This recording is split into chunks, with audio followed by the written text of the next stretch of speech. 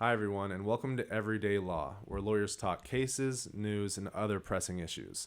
My name is Adam Juratovac, and I'm an employment lawyer in San Jose, and with me is Claire Melahani, a trial attorney also in San Jose. And today we're discussing an issue coming out of North Hollywood, California. Police were called to the scene of a Burlington coat factory about an alleged assault, and this incident ended up with 2 people fatally shot and another injured and taken to the hospital. I want to add that any of the facts that we're discussing are still under investigation. The facts that we're talking about are things that have come out of police statements, eyewitness statements, and news reports.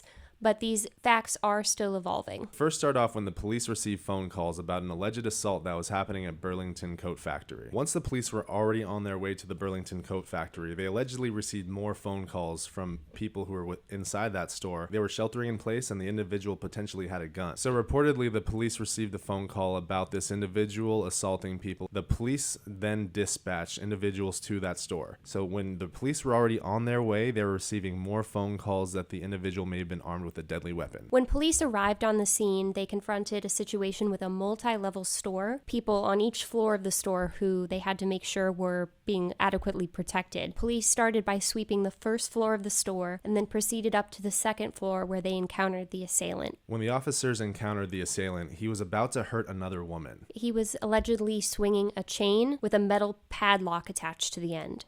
And before he had the chance to hurt her, fired 3 shots. And this is where we need to make sure we get the facts straight. There was one officer who fired 3 shots. And of those 3 shots, one of the bullets was found to go through a wall. And tragically, on the other side of that wall, police found a 14-year-old girl who was fatally shot. And apparently she had been sheltering in place inside of that changing room and had gone to the Burlington Coat Factory to try on a quinceañera dress. Body camera footage are going to be released by LAPD on Monday. Because there was an officer-involved shooting and an unarmed civilian ended up passing away, the Attorney General's office is going to investigate it. And they've already sent a special prosecutor down to North Hollywood to investigate the scene of the crime. Aside from the investigation by the California Attorney General's office, it's important to note that there may be exposure for civil liability here. What does civil liability mean? That means a private lawsuit for money. There are a couple of different avenues for that here. The first is that there may be some liability on behalf of Burlington Coat Factory. There may also be liability if the security vendor was a third-party independent contractor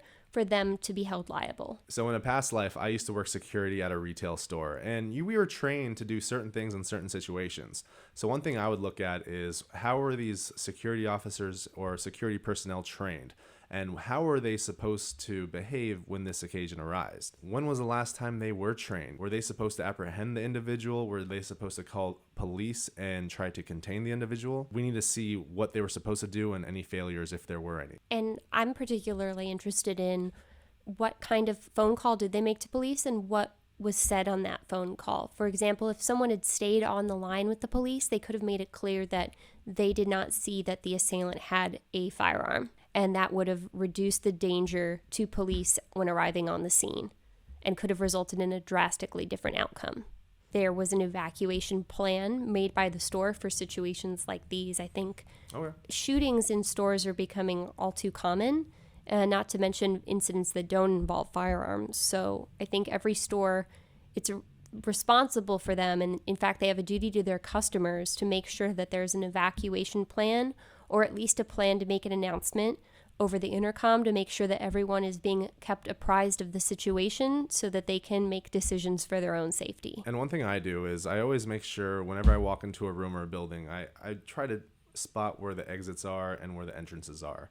I always try to look around to see who the other people are around me, because it's always, nice to be cautious in those situations. Being a person who's in the cordoned off space of a dressing room, because if you hear that there's some sort of a situation going on, you don't know, is it best for me to try to hide in here until help can come, or should I try to make an exit and make an escape? Because if you leave the dressing room, you might be exposing yourself to a potential assailant. And so I think if you're in that unfortunate position when an incident starts to occur, there's not a great option for you. Typically, the police have 45 days to make body-worn camera footage available in situations such as these.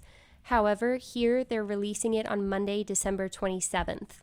This incident occurred on the 23rd, so they're only taken 4 days to release the footage. So the 14-year-old girl who was killed by LAPD was Valentina Orellana-Peralta, and there is a memorial for her outside of the Burlington coat factory. Thank you for watching this video. If you watched it, click like. If this video made you think, comment what it made you think. And if you liked our channel and liked our approach, press subscribe. But remember, if you keep on watching us, we will earn that little bell button. So thank you for watching again, and we'll see you next time.